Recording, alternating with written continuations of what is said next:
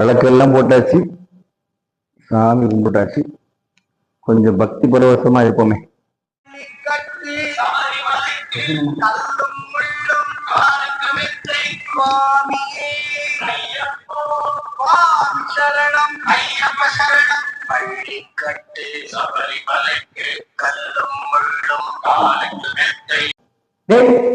சாமி போய் பார்த்துட்டு வந்துடும். எந்த சாமிய உனக்கு தெரியாது? சாமி அந்த சாமி இல்ல, அந்த சாமி ஐயப்ப சுவாமி.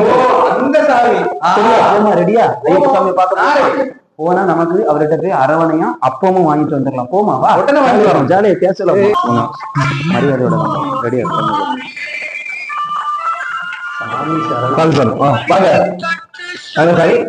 ஒரே பக்தி பரவசமா இருக்கு. ஆமா, மலையெல்லாம் போட்டாச்சு.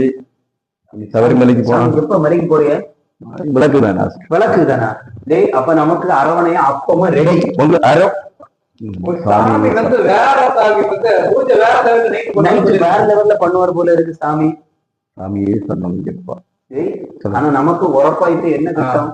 உறப்பாயிட்டு நமக்கு என்னது? அப்பமும் எது கிட்டும்? அது என்ன? அரவணையா.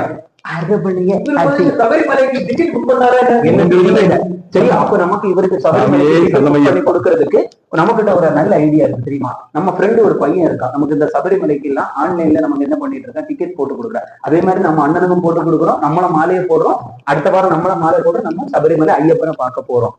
பள்ளிக்கட்டு போயிடலாமா?